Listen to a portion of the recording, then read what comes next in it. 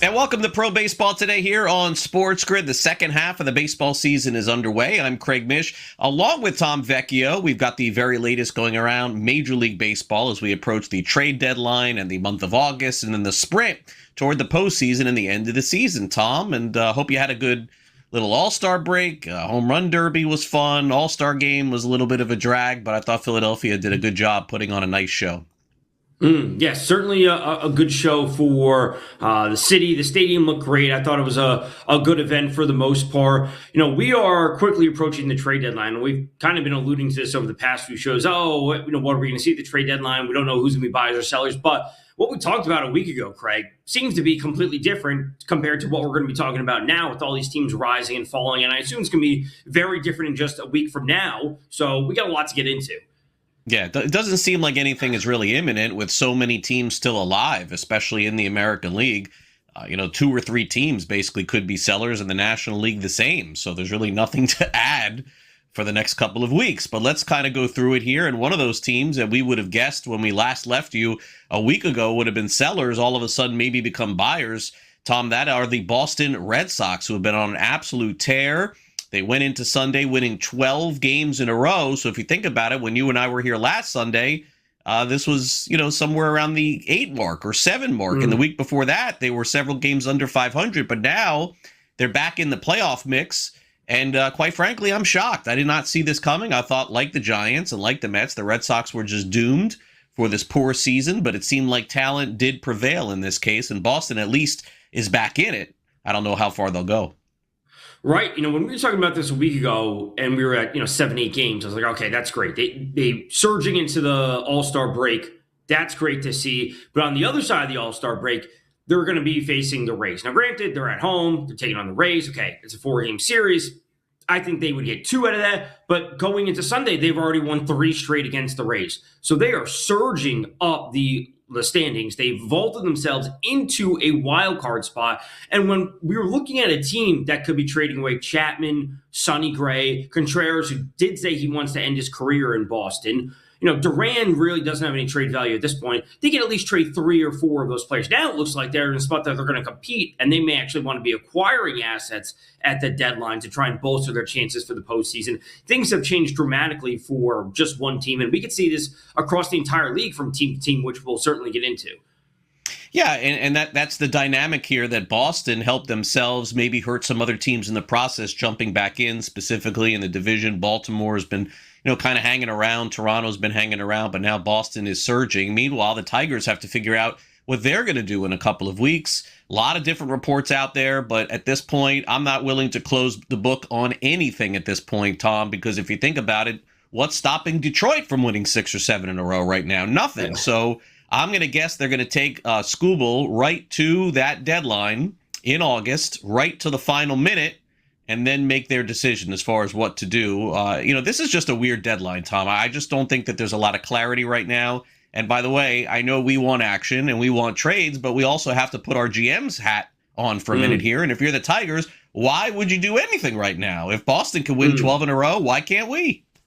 Right, and 12 in a row wins, and also seeing some of those teams lose 3, 4 in a row. The Tigers are only 3.5 games out of a wild card spot as of now. So to get ahead of it really doesn't make any sense. They're going to take this up to the deadline, which is 6 p.m., I believe, on the 3rd, August 3rd, that is. So they have 10 plus days to make up some ground. So if they're going to be tied for a wild card spot come Sunday, and then Skubal is going to be there on Monday, do they want to trade him? No, if they're tied for a wild card spot, you're in it. Also, if he gets the free agency, they know they're not getting anything back. So they have to be committed to it one way or another, because he will hit free agency and they won't be able to re-sign him.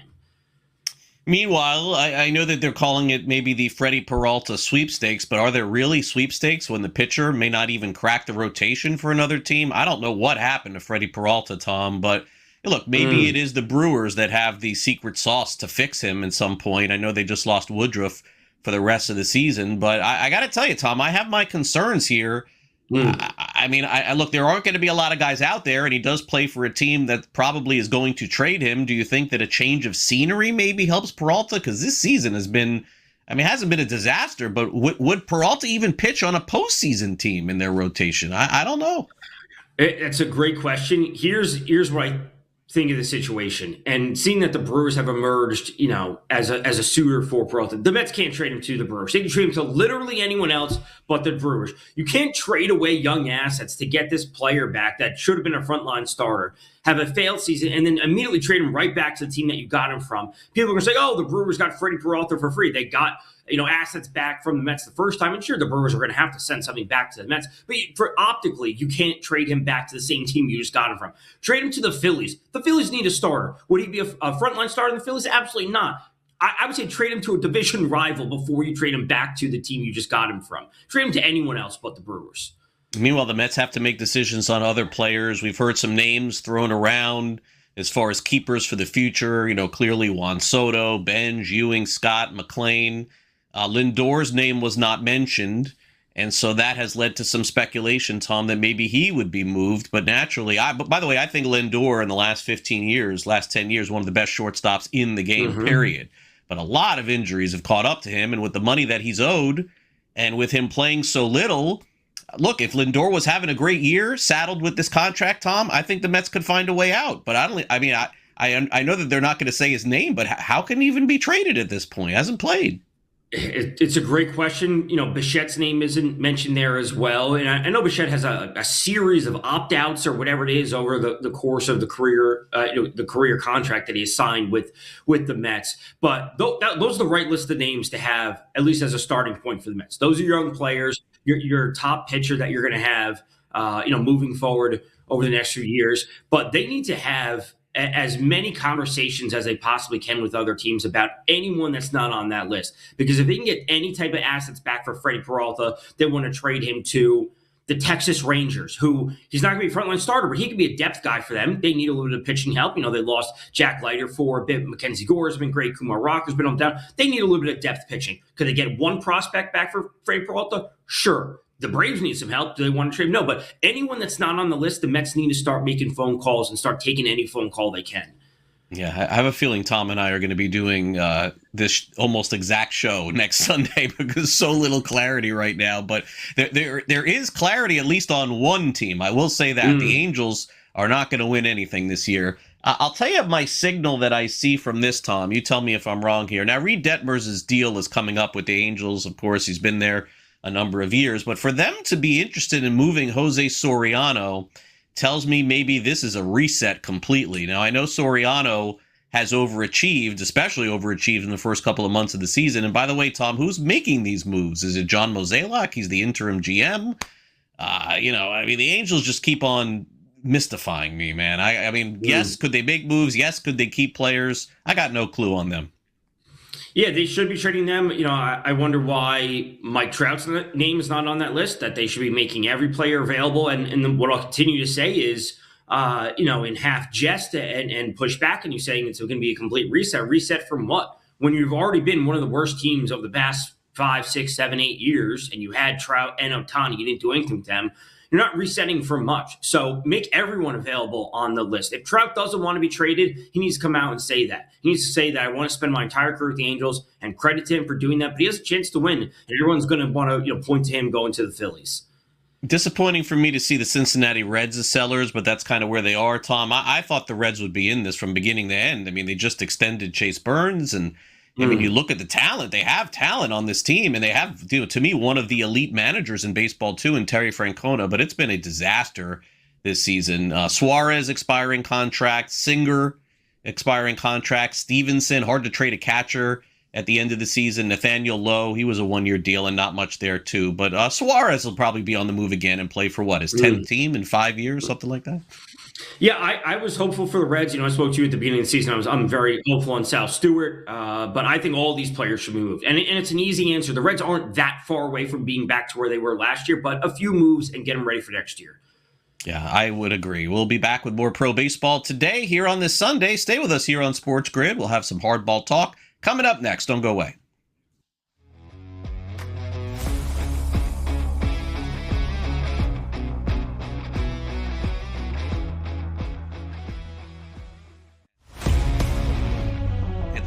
Should be the team to step up and secure him.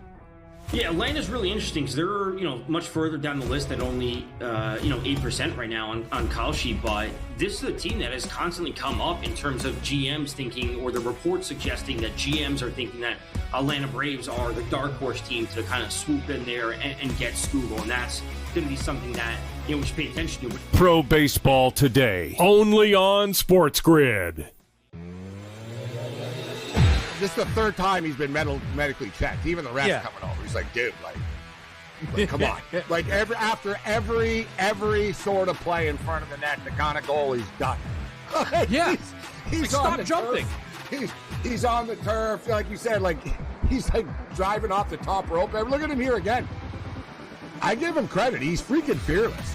In-game live, only on SportsGrid. The older players in the WNBA going, hey, man, we were here when they were paying us nothing. We were here when we had to go overseas to make a paycheck. You're walking in here, you don't realize how easy you have it. So there is some of that too. But yeah, Jordan got beaten up. Magic got beaten up. Bird got beaten up. Kareem got beaten up. Wemby is getting beaten up, by the way. Outspoken with Dan Cilio, only on SportsGrid.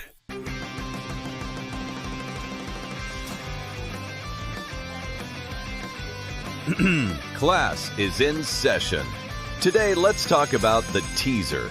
A teaser is a multi-leg bet where you shift the point spread in your favor. You get better numbers, but every selection has to win. It doesn't matter what you bet if you don't have the insights. Tune into SportsGrid and get ahead of the class.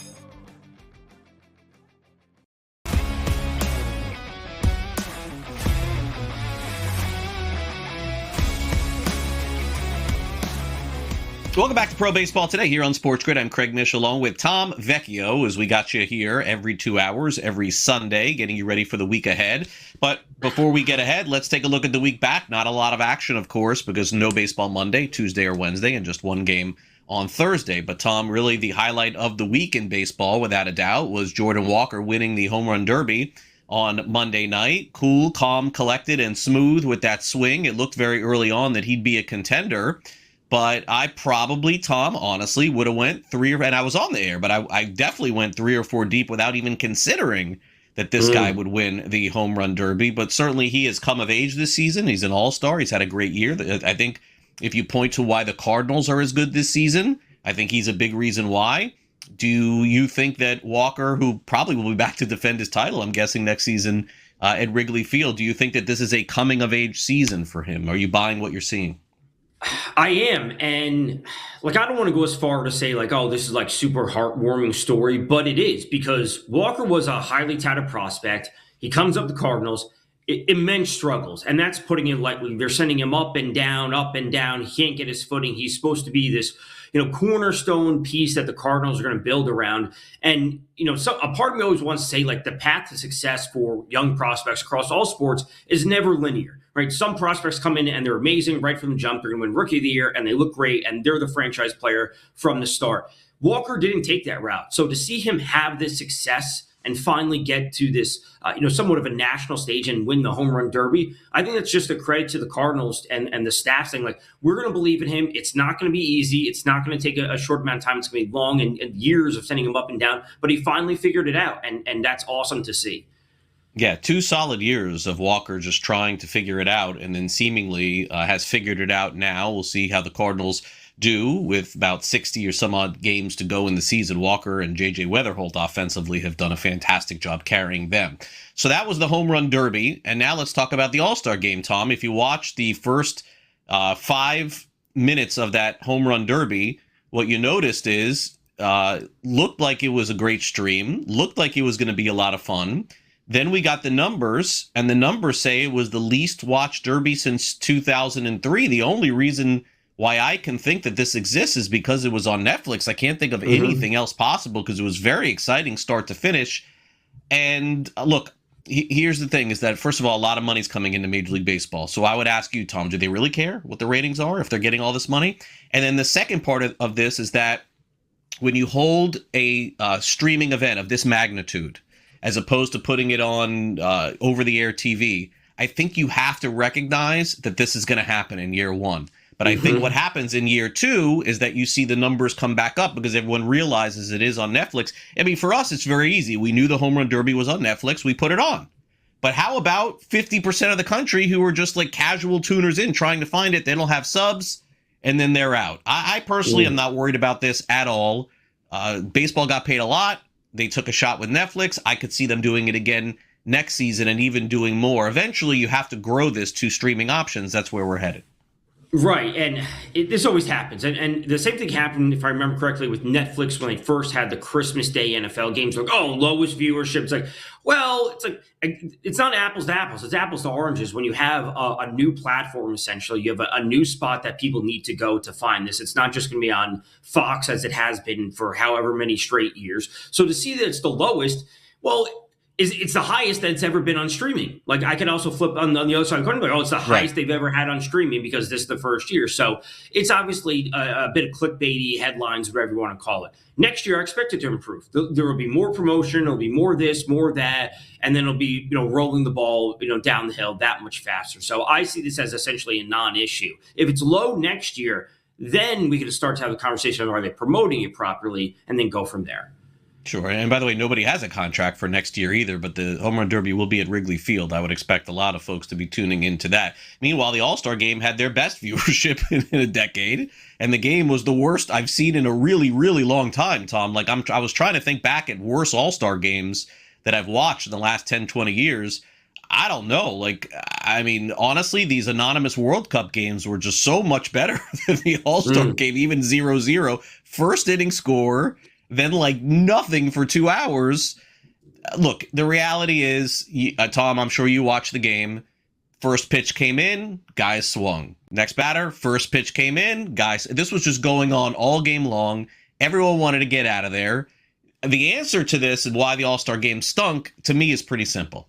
Some players have come out, Tom, recently and said the players need more time off. I agree. If you give players more time off and don't have them booking their planes to get their 24 hours off, essentially, after the All-Star game, you'll get this. I don't think you need to do a week like the NBA All-Star game, but I do think you have that game on Tuesday, no games Wednesday, no games Thursday, no games Friday, maybe not even Saturday, and open up maybe a wraparound series Sunday through Wednesday for next. But I think that would solve the problem. Guys just don't want to play. They want to get out of there. Yeah, I think there needs to be some tinkering done with the schedule to just allow that time off. And, I think it needs to be paramount next year because we are not next year, because I think that needs to be a test run because, Craig, before you know it, we're going to be coming up to the Summer Olympics, and that could be requiring a lot of time off. So what the NHL did with the All-Star break, having multiple weeks off for the Four Nations, which was essentially a test run of timing before the Olympics, I think the MLB All-Star game needs to start implementing or getting ready to implement that next year. Give them a full week and a half off, then you can resume the schedule because the players, need the time off. They want the time off, and then they're also going to need it potentially for the Olympics. So something needs to be done, but it doesn't need to be drastic. Just fine tune it a little bit. Yeah, I think what we'll see is the entire week off. And I think that there'll be some unlucky team, Tom, that's going to have to come back and play Sunday night. And what great ratings the first game of the second half would be on Sunday night, like Yankees-Dodgers on Sunday night. Like, exactly, that would be it. Meanwhile, next year's All-Star game, Tom, is going to be at Wrigley Field. If you thought the tickets were expensive and difficult to get to, and believe me, I've gone through this for years because I've been to so many of these. Philadelphia was just insane with the prices.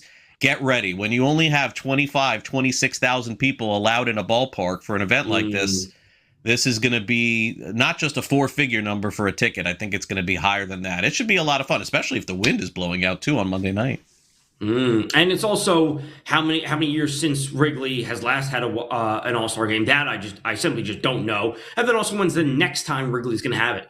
Probably not anytime soon. Never. Yeah, could be never. All right, we'll go through some hot players in baseball coming up next. They include a young player on the Pittsburgh Pirates who has really catapulted them into the wild card race, along with that great pitching. We'll tell you who that is next. You're watching Pro Baseball Today.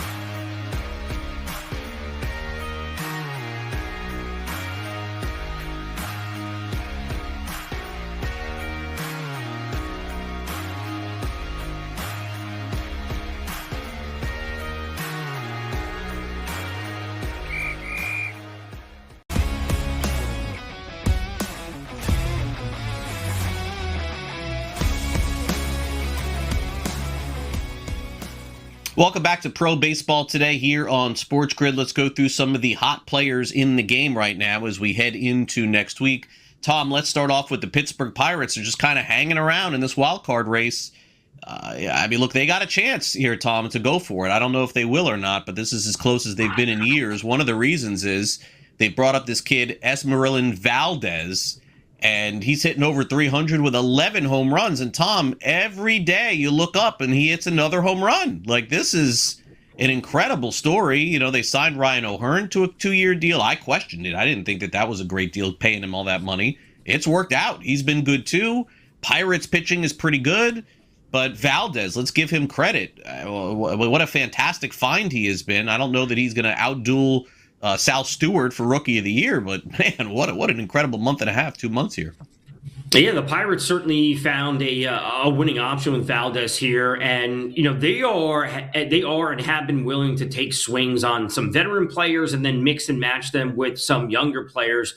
To your point, they brought in O'Hearn, they brought in Brandon Lau, so they're trying to do a little bit of everything where they get a little bit of injection of youth, they have some stability in their lineup, and it's caused them to be one of the best offenses in the league. They need a little bit of help when it comes to pitching. I think it's a good staff, but they need one or two more pieces in order to really push themselves into the wild card. Do I expect them to be massive buyers at the deadline? No, but one or two more could really help them. Meanwhile, Eugenio Suarez back on the Reds this season. 12 home runs, 36 runs driven in, and that batting average is finally at 210. Not something you usually see from him. It's like 180, 190.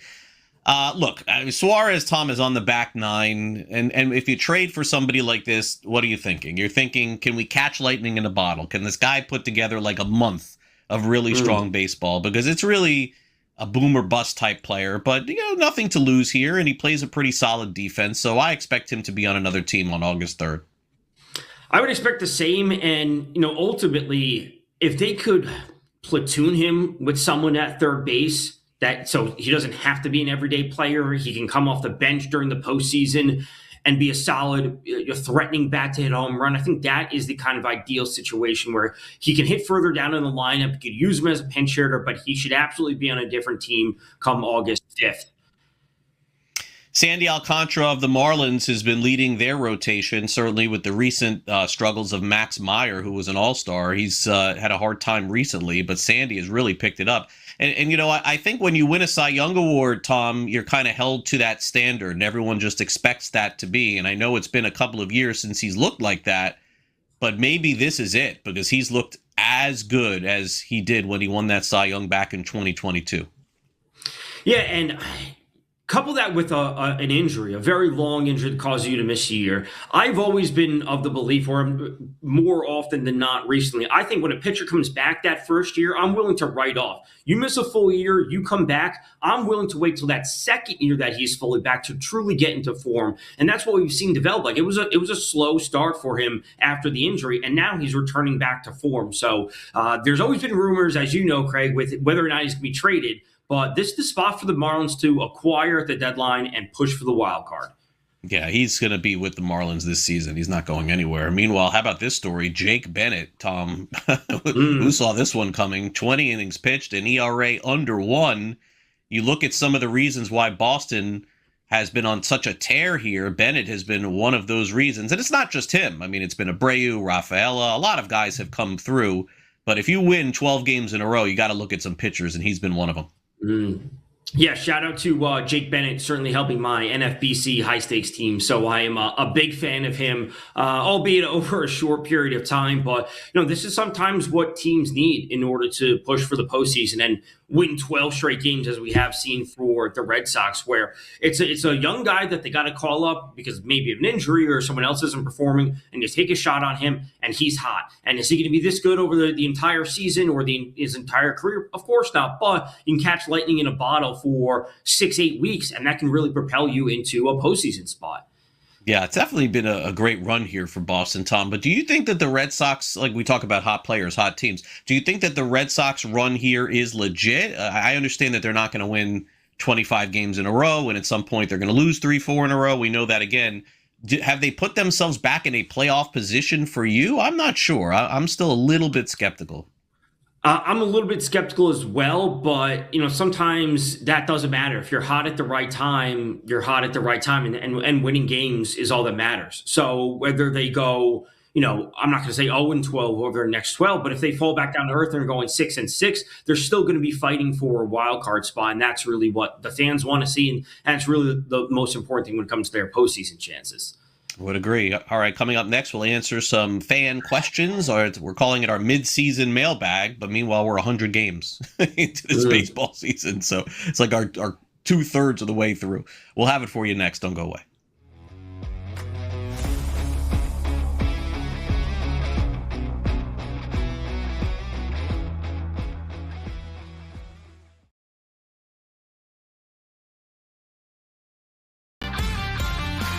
He gives them a chance, but they've got to keep putting people around him. I think he's a very good quarterback. I don't know that he's the one that elevates you all by himself. I think he still needs the help.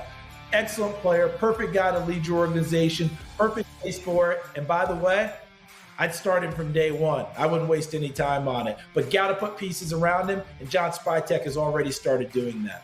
Outspoken with Dan Cilio. Only on SportsGrid. This is the third time he's been medically checked. Even the refs coming over. He's like, dude, like come on. Like after every sort of play in front of the net, the kind of goal he's done. Yeah. He's stop jumping. He's on the turf, like you said, like he's like driving off the top rope. And look at him here again. I give him credit. He's freaking fearless. In-game live, only on SportsGrid.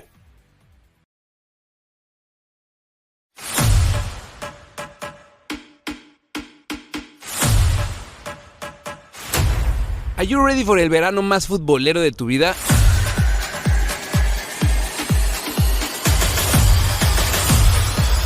Latin Nation Football Club turns into Copa Nation, our live stream experience every day de lunes a viernes, 11 a.m. Pacific and 2 p.m. Pacific as well.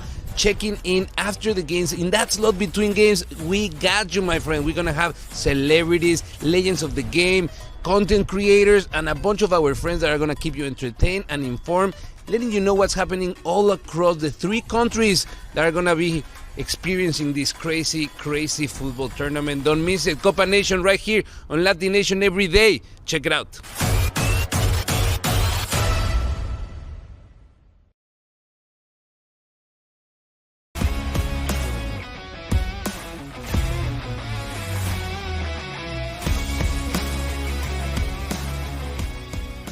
Welcome back to Pro Baseball Today here on SportsGrid. Craig Mish along with Tom Vecchio. We're going to go through our mid-season mailbag from viewer questions, and certainly, the All-Star game used to be played, Tom, at mid-season. It used to be about 83, 84 games in, then it became 87, then it became 90, and now, we basically have 2 months left in the baseball season. That's sort of where we're at. But let's go through it, Tom. Here's question number 1. I'll ask you, and then certainly give my opinion as well. This is Trevor from Round Rock, Texas. With the trade deadline approaching, which team absolutely has to make a move, and what position should they target? This is a question about the trade deadline, Tom. We'll be answering these for the next few weeks. I would say it's the Phillies, and I would say they absolutely need pitching, and they also could use another outfielder. Seeing Wheeler and Chris Sanchez at the top of the rotation is fantastic. After that, it can get a little bit questionable. They need, Andrew Painter just didn't work out for them this year. So they need another pitcher, and then they lost Adolis Garcia. They need another outfielder. I think it's as simple as that. A team that has always had postseason aspirations and has been in the mix the past 2 seasons, they need something else to get them over the hump. Yep, I like that one. I'm going to actually go with the Tampa Bay Rays. I think the Rays got exposed a little bit against Boston, and also to me, the Rays have a real shot, Tom. I don't know about beating the Dodgers or even winning the World Series, but they have a shot to go deep in the American League. I don't love what I'm seeing from anybody in that the pennant race. I mean, you think about it. I mean, Cleveland, do they really scare you? Does Texas really scare you? I mean, the Yankees are really the most formidable team after Tampa Bay. If the Rays get better and the Yankees don't do much, I could see Tampa representing the American League pretty easily. So it'd be the Rays for me. You don't have to get a multi-year guy, but I think they do need to make some changes and get some help, because tough weekend for them against the Red Sox. All right, let's go to Seth in Wausau, Wisconsin. How concerned should fans be about the growing number of pitcher injuries at what changes, if any, should baseball make to address them. Tom? I mean, I could sit here for 20 or 30 minutes to answer this question. This is a systemic issue, dating. Oh, I wouldn't say dating, but all going down all the way to high school and before that, when players are throwing all year round and they're throwing too hard, and kids aren't playing different sports, they're playing only baseball, and they're going to drive line and all these things in the offseason. They're just trying to throw harder and harder and harder to get on travel teams, to get a scholarship, and they're trying harder and harder. Like, it's a systemic issue. Baseball is the end point. So the issue is 10, 20 years prior, when the kids are coming up at 10 and 12 years old. Yeah, Tom's 100% right. There's not much I can even add to this. I mean, except for that I'm seeing it every day because my son is 14 and in the backyard trying to pick up velo in the month of July when there's no games until next February, but that's what we are dealing with here. It is at that level. I think baseball recognizes this. I do think eventually some things are going to have to change, but policing some of these youth leagues and tournaments, Tom, it's the only way to do it. Like, it's really policing it, by the way, because I'm telling you, they don't police it. They could say there's a maximum amount of pitches you could throw. You go over it, nobody cares. Nobody pays any attention. They just want your money to pay for the tournament. So, yes, it is the youth level. Very well said there. All right, Sam in Arlington, Virginia says, what contract extension on a team needs to get done before the price goes even higher? I guess we could go a lot of different levels here. You could go, Tom, with a young player like arbitration, like Weatherholt just got paid, or Burns, or you could even go with another player as well, maybe who's going to become a free agent of some kind. What do you think? Jacob Mizorowski for the Brewers. It's that simple. There was a quote that I saw, I don't know, week and a half ago, whenever it was, that the Brewers haven't started contract negotiations or contract talks with the Miz, and I don't even know. I can't even fathom what number he's going to command or could theoretically command in the open market. But them not willing to pay him is an issue. Get that done as soon as possible and leave no doubt for him or the fan base, because as every month rolls on or every year rolls on that he doesn't have a contract extension, the question marks are going to be there. It's going to be tough to extend him at this point with how good he's been. And I have someone along the same lines. I'll go back to Tampa Bay, Junior Caminero. Tom, yeah. I mean, the Rays will never be able to sign him to a long... Well, look, maybe with a new collective bargaining agreement, maybe that's how they get it done, and maybe they wait. But in this open market system, Caminero is playing for another team, yet Mets, Yankees, Phillies, Dodgers, someone like that. I hope the Rays are able to keep him. Maybe they're a little gun-shy, Tom. Certainly after the Wander Franco thing, nobody could have predicted that. But I do hope that they end up getting Caminero and keeping him long-term. All right, Derek from Twin Falls, Idaho asks, are front offices relying too heavily on analytics at the expense of traditional baseball instincts, or has the game found the right balance? And that kind of brings up the bigger question here, Tom, is we're going to find out in the final 60 games which of those teams was using AI with those iPads in the dugout, helping call plays and making things switch around here. That was a little, honestly, that was a big story this week that's kind of flying under the radar a little bit. I wonder how teams are going to adjust from that. I think it's a fine balance. I think anyone's individual perspective, or anyone that, any team has their own theory on things. Teams like to play a money ball style. They're going to penny pinch and try and get the most out of a certain player. Then they're going to flip them. I see no issue where the game is right now. I think each team can go about it in their own individual way. And if you have postseason success, that's great. If making the postseason is your goal, that's great. If you're using one method or the other, I don't have an issue with doing anything. I really think at this point it's where we're headed. You got to just stop trying to be a denier and understand that a lot of these data points are helping teams win baseball games, and I don't see anything changing. And what do you hear from these teams that aren't doing it? They're all saying that we're behind in analytics. So what does that tell you? That's the nature of where we're headed. Meanwhile, a lot of changes have really worked in baseball. Everyone said you can't make the bases bigger and you can't have a pitch clock, but these have been huge additions to the game. Megan in Surprise, Arizona asks, should baseball consider making any additional rule changes? Or has the game reached a good place with the pitch clock, larger bases, defensive restrictions, throwing over to first base, things like that, Tom? The ABS has been, I think, another huge, huge win for Major League Baseball this season. For whatever reason, these ideas just get crapped on right away, Tom, without even seeing them. And then when they come into play, everyone's like, wow, these were really amazing. Yeah, I would say the same. Where the larger base pass, no, defensive shit. You can't have three defensive players on one side of the bag. They can only be up to the bag. Oh, we're gonna have larger base pass, but we change them, and they're like, okay, this is fine. This is working. The game's a little bit faster. We're not at one pitch at bat, or seeing the video comparison of the pitch clock before the pitch clock. We're seeing one at bat that could take 6-7 minutes. He's stepping off the mound, the batter's getting out, he's throwing at the first base. These things seem pretty good. You test them in the minor leagues, you test them in these independent leagues that agree with the MLB, and then you kind of implement them in spring training. You go from there. I'm fine with them.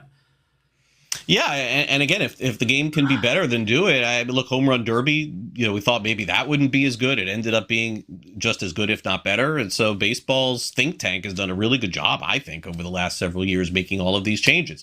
Seth from Broken Arrow, Oklahoma asks, as television ratings and attendance continue to evolve, what should baseball prioritize to better connect with younger fans? Tom, we know that baseball tends to be an older sport. Yeah, that's a good question. And I would say it has to be some combination of implementing, if you want to call them traditional baseball thinking strategies, but modernizing them with analytics, but making it digestible, right? Because you either talk about a certain set of stats, or you want to talk about xWOBA and X slugging and xFIP and Sierra and all these underlying metrics for players. Make that digestible for fans so they can understand. Okay, look, this player's doing something, but he actually can be doing it better. But what does that mean, and how can I understand that? Something along those lines, because I remember looking at baseball cards and just looking at the box score stats on the back. I'm like, okay, this player's good. He hits this. He hits some runs. But now there's so much more to game. So having players that younger fans can attach to, I think, is important, and understanding how good they are, I think, is something that can be helpful. And I think it's fair to say that baseball, look, no one's touching the NFL, okay? So, or even college football. So let's move on from that. But if you're talking about a second place, I think baseball's probably moved back ahead of the NBA. But what does the NBA have that baseball does not, which they could change and hopefully will change in this new collective bargaining? They have a better transaction period and a better free agent period than Major League Baseball. That's the only thing left. You want your fans and your young fans talking about which player is heading to who and which free agent is signing, and you want that flurry happening. Free agency as baseball is the only thing I think that's left to take a huge leap over the National Basketball Association, because I maintain everyone talks about these changes and these trades in the NBA. I don't think anybody's even watched those players play a single game in the NBA over the last year. We'll be back with more next. Don't go away.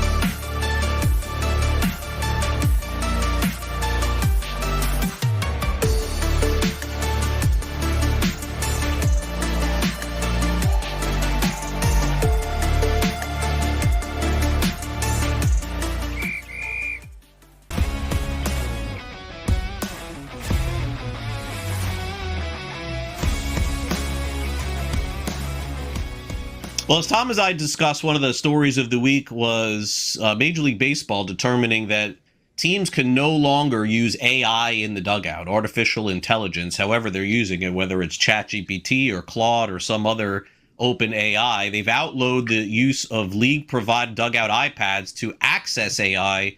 Some teams were leaning a little bit more upon it to help shape in-game strategy, according to The Athletic. Now, Tom, we're never going to know for sure who was using it. This is a witch hunt that probably at some point a player will speak out, and we had that a little bit. We had Adam Ottavino, who, of course, pitched for a long time in the big leagues, and he said that, the Mets had a program that was helping out as well. My guess is, Tom, across the league, if there's 30 teams, for baseball to bring this up, I'm going to say 30 teams are using it, or 25 teams are using something along those lines. So it's just a question of who was using it maybe more than others. But in the end, these are still human beings. So you can get a suggestion, but the suggestion always doesn't always work. So I do love the story. I like the idea that we may find out more about this. But as of right now, the only whistleblower is Ottavino. Right. So when things like this happen across all sports, I always think, listen, it's in the rules, and some teams are pushing to the edge of the rule, and they're trying to maybe push the boundaries, but everyone's doing it to some degree.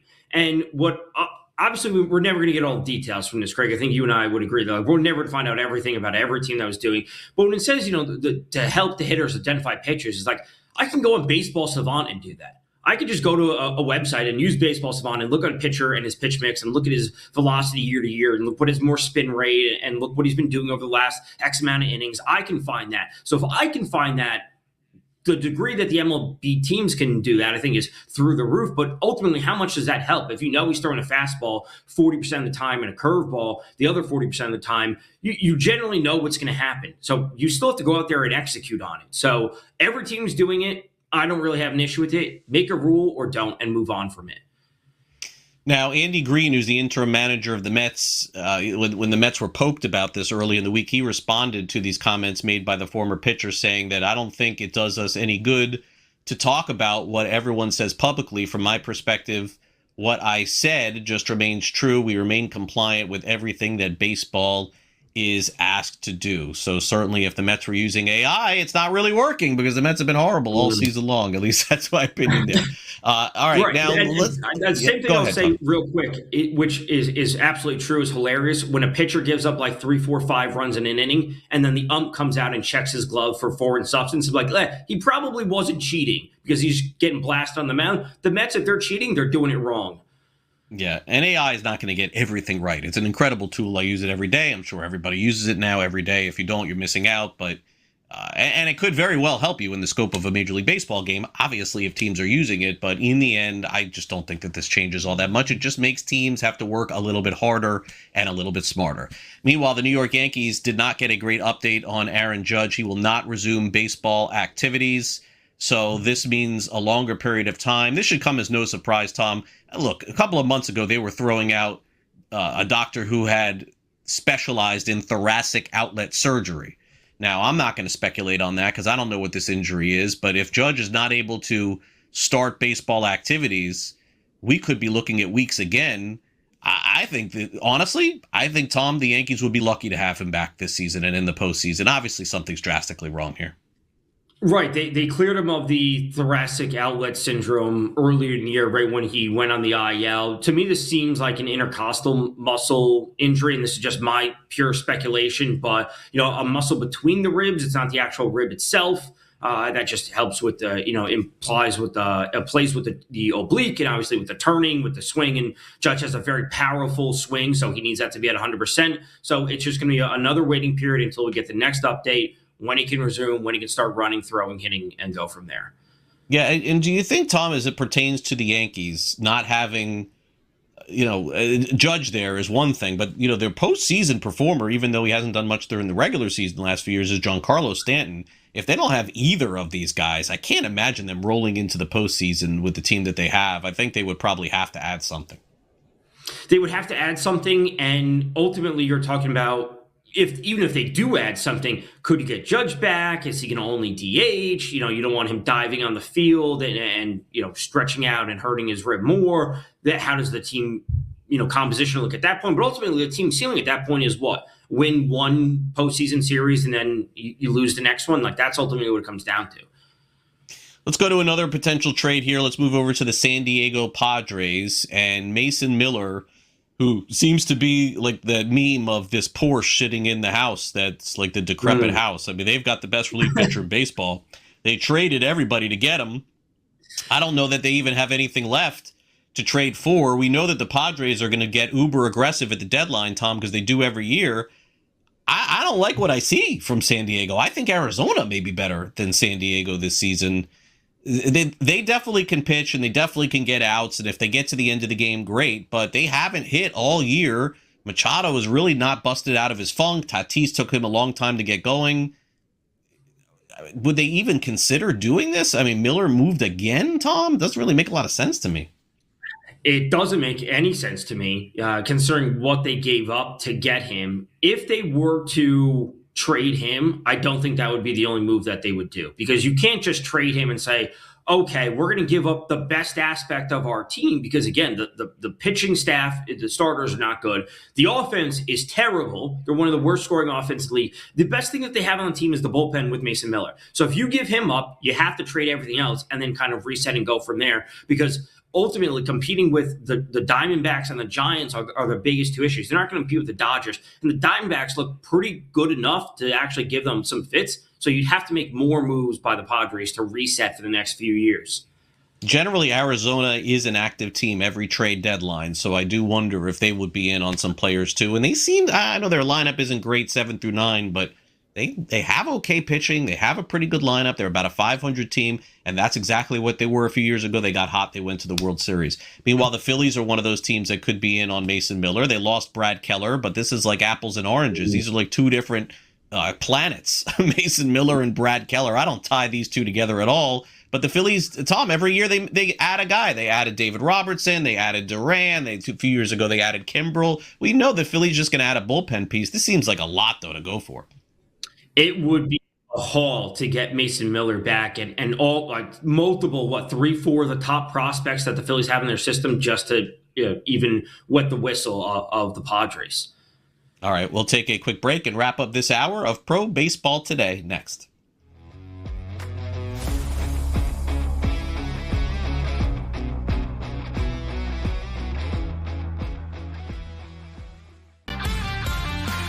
He gives them a chance, but they've got to keep putting people around him. I think he's a very good quarterback. I don't know that he's the one that elevates you all by himself. I think he still needs the help. Excellent player, perfect guy to lead your organization, perfect place for it. And by the way, I'd start him from day one. I wouldn't waste any time on it. But got to put pieces around him, and John Spytek has already started doing that. Outspoken with Dan Cilio. Only on SportsGrid. This is the third time he's been medically checked. Even the refs coming over. He's like, dude, like come on. Like after every sort of play in front of the net, the kind of goal he's done. He's stop jumping. He's on the turf, like you said. Like he's like driving off the top rope. Look at him here again. I give him credit. He's freaking fearless. In-game live, only on SportsGrid.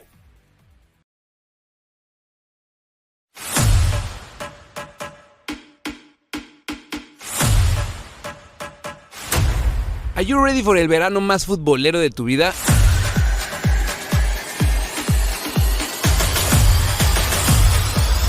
Latination Football Club turns into Copa Nation, our live stream experience every day de lunes a viernes, 11 a.m. Pacific and 2 p.m. Pacific as well. Checking in after the games. In that slot between games, we got you, my friend. We're going to have celebrities, legends of the game, content creators, and a bunch of our friends that are going to keep you entertained and informed, letting you know what's happening all across the 3 countries that are going to be experiencing this crazy football tournament. Don't miss it. Copa Nation right here on Latin Nation every day. Check it out.